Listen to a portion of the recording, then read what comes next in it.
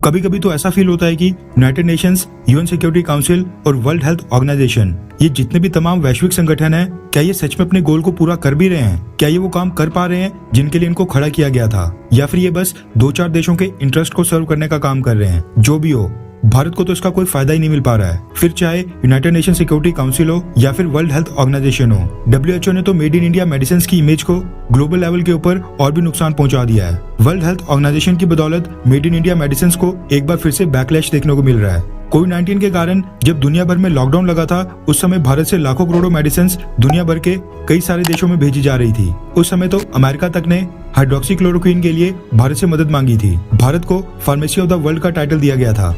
लेकिन अब शायद भारत के फार्मा सेक्टर को किसी की नजर लग गई है, क्योंकि आए दिन भारत के फार्मा सेक्टर के लिए कोई ना कोई निराशा वाली खबर जरूर आ रही है। गाम्बिया नाम के वेस्ट अफ्रीकन देश की मार्केट से मेड इन इंडिया मेडिसिन बहुत ही जल्द बाहर हो सकती हैं, वो भी एक छोटी सी मिसअंडरस्टैंडिंग के कारण, जिसमें किसी भी मेड इन इंडिया मेडिसिन का कोई लेना देना ही नहीं था। पहले वर्ल्ड हेल्थ ऑर्गेनाइजेशन, फिर नेपाल और अब गाम्बिया। हमने आपको बताया था कि WHO ने मेड इन फार्मास्यूटिकल्स के कफ सिरप्स को बैन करने और 150 से ज्यादा देशों में एडवाइजरी जारी करने के फैसले को सही ठहराया था और कहा था कि उन्होंने ये सब प्रोटोकॉल्स और गाइडलाइंस को फॉलो करते हुए किया था। उसके बाद फिर नेपाल ने भी रिसेंटली WHO स्टैंडर्ड्स ना पूरे करने की बात बोलकर 16 भारतीय फार्मास्यूटिकल कंपनीज को अपने देश में लाइसेंस देने से इनकार कर दिया है, जिसके बाद अब ये 16 भारतीय pharma companies made in India medicine Nepal में नहीं बेच सकती हैं। अब सेम चीज मेड इन इंडिया मेडिसिन के साथ गाम्बिया में हो रही है। रेफरेंस के लिए आपकी स्क्रीन के ऊपर द इकोनॉमिक टाइम्स के आर्टिकल का स्क्रीनशॉट है, जिसके मुताबिक गाम्बिया के लॉ मेकर्स ने WHO का हवाला देते हुए कहा कि गाम्बिया के बच्चों की मौत भारतीय कंपनी मेड इन फार्मास्यूटिकल के सिरप्स पीने से ही हुई है, इसलिए भारत की कंपनी मेड इन फार्मास्यूटिकल्स के खिलाफ लीगल एक्शन लिया जाए और गाम्बिया की सरकार मेड इन इंडिया मेडिसिन के ऊपर कार्रवाई करे। गाम्बिया के लॉ मेकर्स कोशिश कर रहे हैं कि इस पूरी घटना का दोष भारतीय फार्मा कंपनी के ऊपर डाला जाए और गाम्बिया में इसकी सेल्स को पूरी तरह से बैन कर दिया जाए। हाल ही में WHO ने मेड इन फार्मास्यूटिकल्स के खिलाफ अलर्ट को अपनी तरफ से सही ठहराया था और कहा था कि उन्होंने मेड इन फार्मास्यूटिकल्स के खिलाफ तुरंत कार्रवाई करके बिल्कुल सही किया था।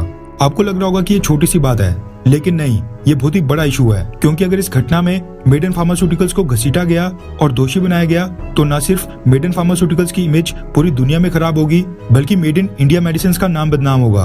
वैसे गाम्बिया के लॉ मेकर्स जो मर्जी कहें, इंडिया की सेंट्रल ड्रग लेबोरेटरी ने मेड इन फार्मास्यूटिकल्स के सिरप्स की जांच की है और उसमें कोई भी इरेगुलरिटीज नहीं पाई हैं। ऐसे में मेड इन फार्मास्यूटिकल्स के खिलाफ कोई लीगल एक्शन तो बनता नहीं है, लेकिन इससे मेड इन इंडिया मेडिसिन का नाम जरूर बदनाम होगा। गाम्बिया के लॉ मेकर्स अब डिमांड कर रहे हैं कि मेड इन फार्मास्यूटिकल्स की जो भी मेडिसिन गाम्बिया की मार्केट में बिक रही हैं, उनको सीज करके उनकी सेल्स पूरी तरह से रोक दी जाए। आपको याद होगा कि एक समय पर चाइनीज फोन्स आया करते थे और चाइनीज सामान के साथ एक टैग जुड़ गया था कि चाइनीज माल घटिया क्वालिटी का होता है, जबकि आपको पता है कि आईफोन जैसा टॉप नॉच फोन वो भी चाइना में मैन्युफैक्चर हो रहा है। सेम चीज मेड इन इंडिया मेडिसिन के साथ करने की कोशिश की जा रही है और ये नैरेटिव सेट करने की कोशिश की जा रही है कि made in India medicine harmful होती हैं और उनकी मैन्युफैक्चरिंग WHO स्टैंडर्ड्स के अकॉर्डिंग बिल्कुल नहीं होती हैं। खैर, आपको क्या लगता है कि क्या मेड इन इंडिया मेडिसिन के खिलाफ ये जो अचानक से एक नई मुहिम उठ खड़ी हुई है, क्या इसके पीछे भारत की सस्ती मेडिसिन को कंपटीशन ना दे पाने वाली वेस्टर्न देशों की बड़ी बड़ी फार्मा कंपनीज और उनका कार्टेल हो सकता है? हाँ या फिर ना?